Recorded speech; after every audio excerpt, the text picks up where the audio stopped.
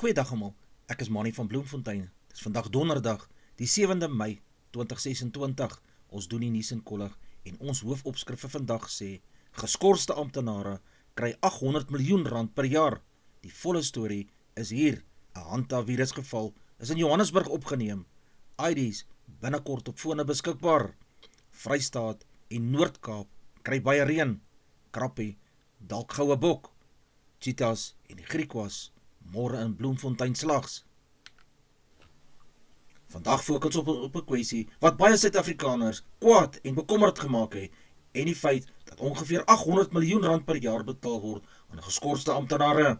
Dit beteken honderde miljoene rande se belastinggeld gaan jaarliks aan werknemers wat dikwels nie werk verrig terwyl ondersoeke teen hulle voortduur.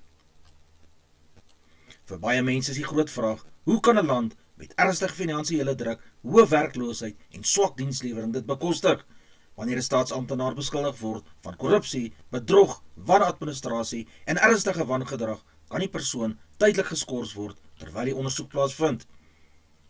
Volgens arbeidswetgewing word werknemers nie outomaties as skuldig bevind beskou nie en ontvang hulle dikwels steeds hulle volle salarisse en voordele totdat die proses afgehandel is. Dit sluit dikwels in die basiese salaris, mediese voordele, pensioenbydraes en ander toelaas. Die doel is om die werknemer se regte te beskerm totdat skuld bewys is. Hoe word die bedrag so groot? Die probleem begin wanneer dissiplinêre prosesse maande of selfs jare neem om af te handel.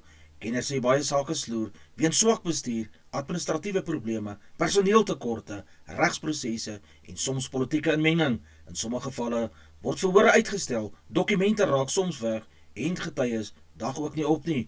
Intussen loop salarisse aan. Moontlike oplossings is: kenners stel verskeie moontlike oplossings voor. Vinnige dissiplinêre prosesse, sake moet binne vaste tydsraamwerke afgehandel word. Die departement moet beter administrasie en rekordhouding van die sake hê. Sommige meen onafhanklike dissiplinêre eenhede kan help om politieke inmenging te beperk. Bestuurders wat sake onnodig laat sloer, moet self aanspreeklik gehou word, is gesê.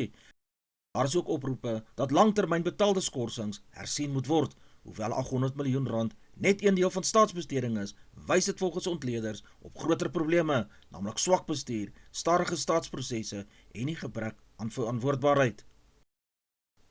'n Senior staatsamptenaar wat glo meer as 5 miljoen rand per jaar verdien, kan moontlik uit sy staatswoning gesit word weens beweer agterstallige huurbetalings. Die nuus het groot reaksie ontlok omdat baie Suid-Afrikaners vra hoe iemand met so 'n groot salaris agterstallig kan wees met sy huur, veral in 'n tyd waar miljoene mense finansiëel reeds baie swaar kry. Die amptenaar in die kollig is Zolilia George, die sekretaris van die parlement. Die saak plaas weer die kollig op staatsvoordele, openbare aanspreeklikheid en hoe senior staatsamptenare belastingbetalers se geld bestuur.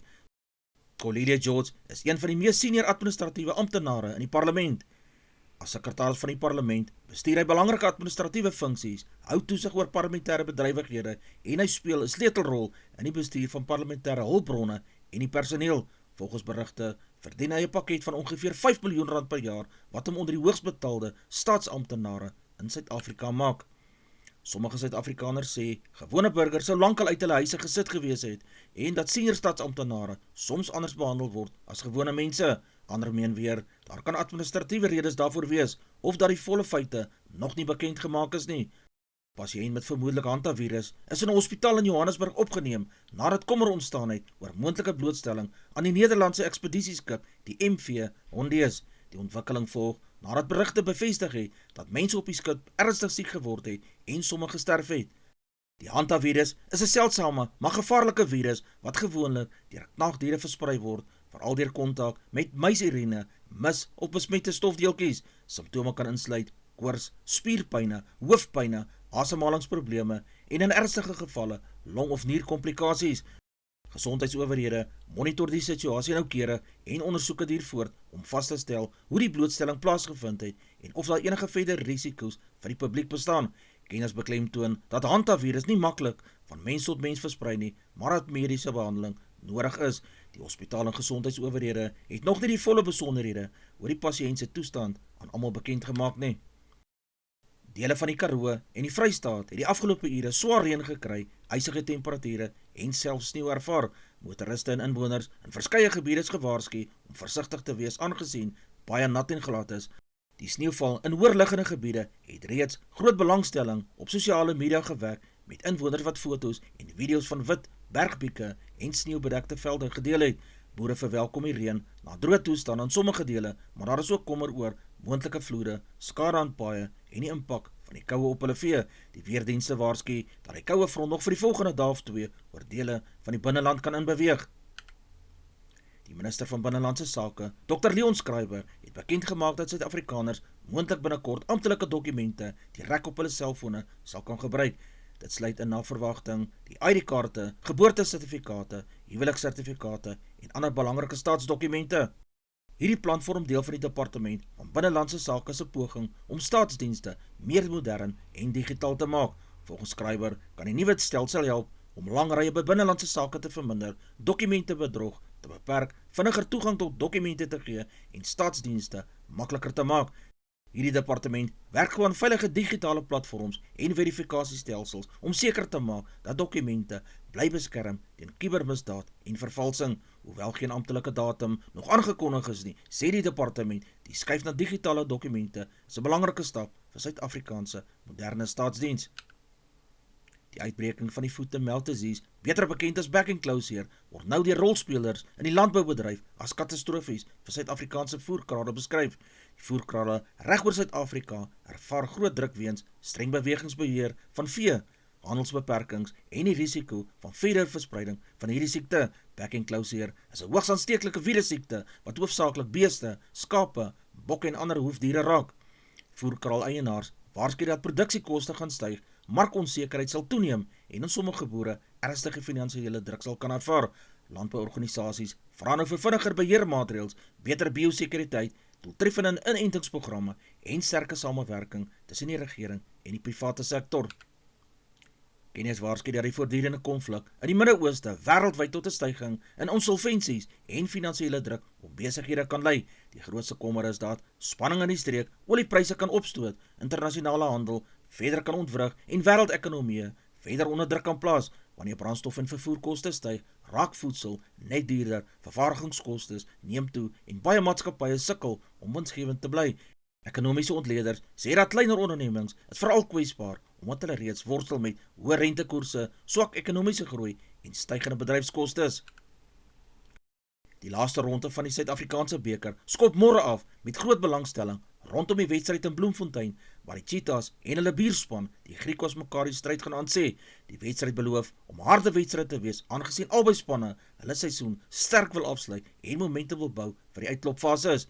Die Cheetahs sal hoop om hulle tuisveldvoordeel te gebruik, terwyl die Griekwas bekend is vir hulle fisieke spel en veggees. Die rugby-ondersteuners kan dus uitsien na vinnige hardloop rugby, groot fisieke botsings en moontlike wedstryd wat tot die laaste minuut beslis sal kan word. Afrigters van beide spanne het aangedui dat dissipline en verdediging 'n groot rol gaan speel. Die wedstryd in Bloemfontein is een van die hoogtepunte van die laaste ronde en daar word verwag dat 'n goeie skare hierdie spanne sal ondersteun. Die wêreld se voorste vroue tennisspeler, Aryna Sabalenka, sê spelers kan moontlik drastiese stappe oorweeg indien prysgelde by groot toernooie nie verder verhoog sal word nie. Hierdie waarskuwing kom te midde van groeiende debat oor spelers se inkomste. Voor die Franse Ope in Parys, Sabalenka en ander topspelers, meen die spelers dra groot by tot die suksesse van Grand Slam toernooie, maar ontvang volgens hulle nie altyd 'n regverdige deel van hierdie inkomstes nie. Daar word nou gepraat oor moontlike optredes, insluitend 'n boikot, indien onderhandelinge oor prysgeld en spelersvoordele nie verder sal verbeter nie. Tennisorganiseerders het nog nie volledig op die moontlikheid van 'n boikot gereageer nie, maar kenners sê groot spelerstaking of boikotte kan 'n enorme impak op wêreldtennis hê. Die Franse Ope is een van tennis se 4 Grand Slam toernooie en lok jaarliks miljoene kykers wêreldwyd.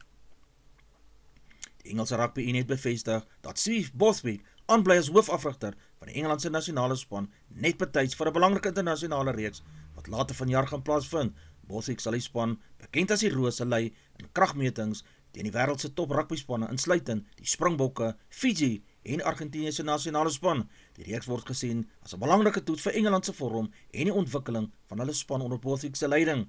Engeland wil momentum bou na gemengde vertonings die afgelope seisoen, terwyl komende wedstryde as 'n groot toets vir hierdie span se diepte en strategie beskou word. Die kragmeting teen die Springbokke in die besonder trek reeds groot aangesien dit tradisioneel een van wêreldrugby se hardste botsing sal wees.